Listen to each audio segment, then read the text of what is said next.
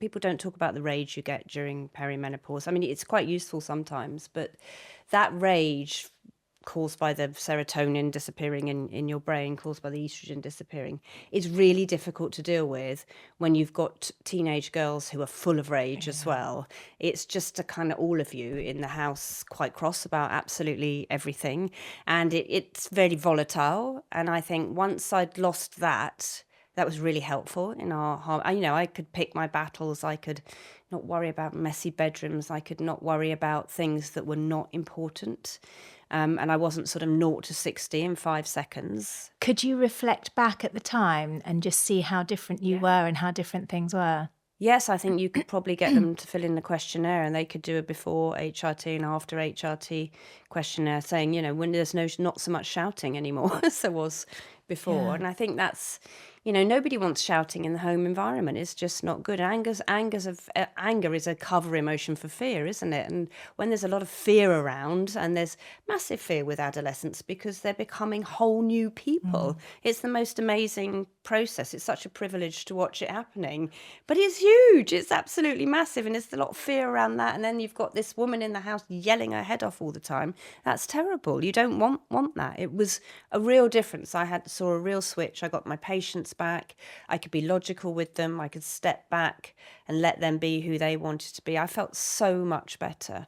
What did they think? Could they see the difference in you, and how did they kind of feel about the whole situation? Well, I think they got me sick of me talking about it because I was evangelistic about it. I was kind of, oh my God, this thing's amazing. Everybody should be taking it. It's brilliant.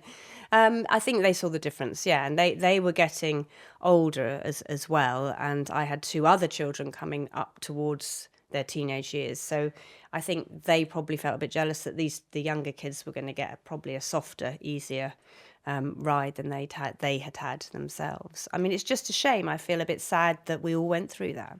How long did it last? I think probably 3 years of, because I just... That's such a long time. Oh, And it's you just think your wasted GP's time, right. isn't it? You just think, where can I go if my GP tells me I need antidepressants? What can I do? I've just got to sort this out myself. And it's a wasted time, but I learnt a lot. And I have to say, it's a very positive time, actually. Now, when I look from sort of 50 onwards, I really grew as a person, and I learnt a lot from who I'd been. I think everything's a learning curve, isn't it? You can't see it negatively. You've got to learn from it. So, and keeping that positivity now is so much easier because I feel like I'm being supported. And what's amazing is that everyone that I have interviewed has all said exactly the same thing. They're all now at a point where they can reflect back and say, actually, I don't regret any of it. What happened has developed me, has made me grow. I've understood so much more about myself, which it's great to be able to. Well, also, I think there's, I worry that we're creating such a negative narrative around it that if you mention it at work, does it put you in a place of weakness? Does it put you in a place where you're not as good as colleagues who aren't going through what you're going through, who have kept it secret? But actually, I think that does such a disservice to women, because as soon as you know about it, you can sort it out. And then you don't have to talk about it. You can just you just want your colleagues to be aware of it, and you just want people to know what you'd been going through. And that was why you may not have been as efficient as you were before. But in my experience, women are really, really efficient. They just don't let that go. They just work 3-4 times as hard as they can to be as efficient as they possibly can. I mean, I interviewed women for the book I wrote about it who'd really got up so early to get all their stuff done, to cover up their menopause symptoms. No one at work would have known.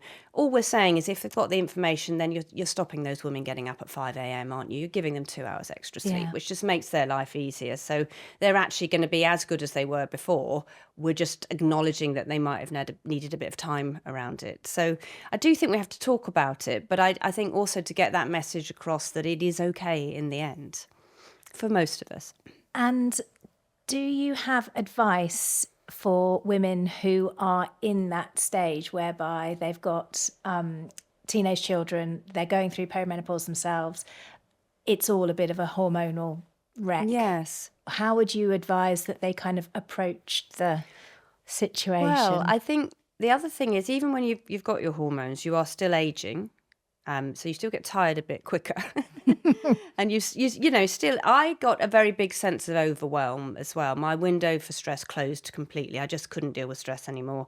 So I just pulled back on how I was working, and I began to put like an hour's rest in my diary during the day, because it was too much for me.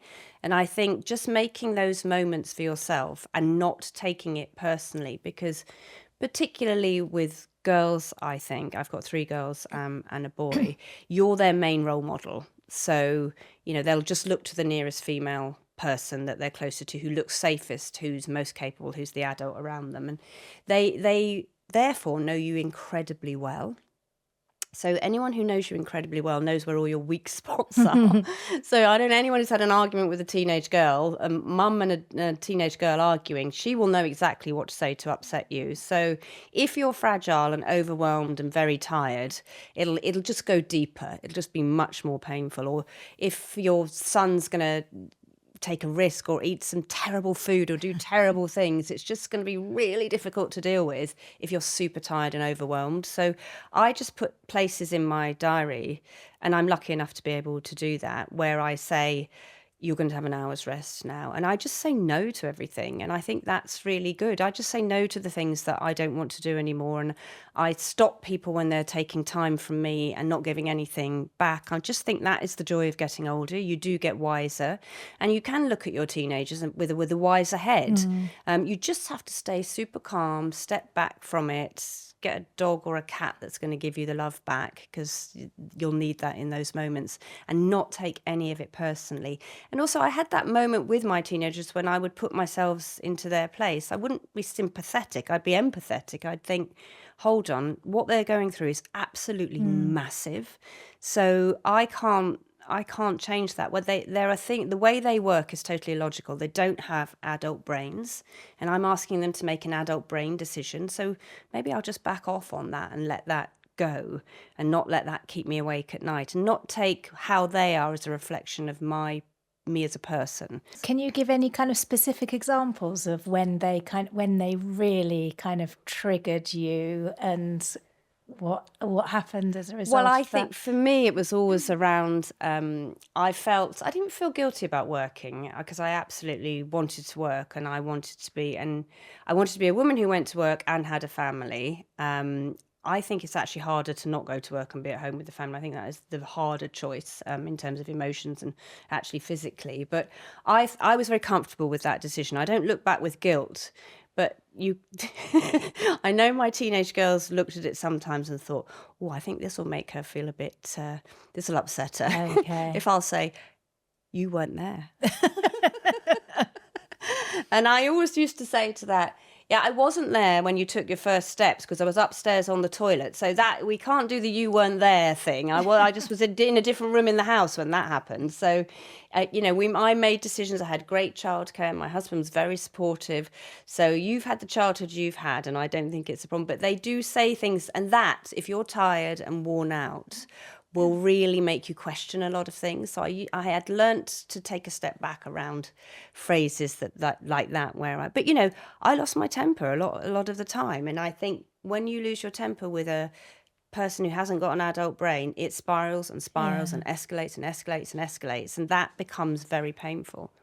It's funny how I was just thinking about something that my daughter said to me last time. I mean, she's only 11, but I was late home from work, and she phoned and phoned and phoned and phoned, as they do. Yeah. And are you going to be at home? I said, no, I'm not. You know, I'm a bit late from work. It's like, so you won't be there. And I don't know whether the children just always expect you to be physically there, and that kind of breaking away from. That they expect that now. My 22-year-old expects me to be there. Available on the phone almost consistently for everything. Yeah. Anytime so you can phone them 100 times and they won't answer for days. Yeah. But yet when they phone you or they message you, you must be there. That happens, I think, for everybody, though, whether you work or you don't work. Yeah. I think that's, you must always be there. It's just a sort of safety check, isn't it? They're making a check around a sort of boundary of kind of, if I have to do this, will I have to do it on my own? Which is a scary thing for any child from 0 to sort of 25, isn't it? So I think that's just normal developmental things that are happening to children as they become adults. But I guess as a working mum, you're more sensitive to it, aren't I you? think And that so. Yes, I if think you're, I think yeah, one is more sensitive to things if one's a single mum. I think if you're black or brown, you're more sensitive to things as well, and how you parent your children, how you go through your menopause and perimenopause. I think we all come at it from very clear places where we could be hurt or feel the guilt or feel the trigger. We just have to learn why we're feeling that, I Yeah. think, and why they're saying that. Because often they say these things because it's the safest person to say it in front of, isn't yeah, it? and they know that you will always love them. Yeah, you'll always be there. You're the wall they can lean against, so they should be able to test the horrible stuff as well as the nice stuff.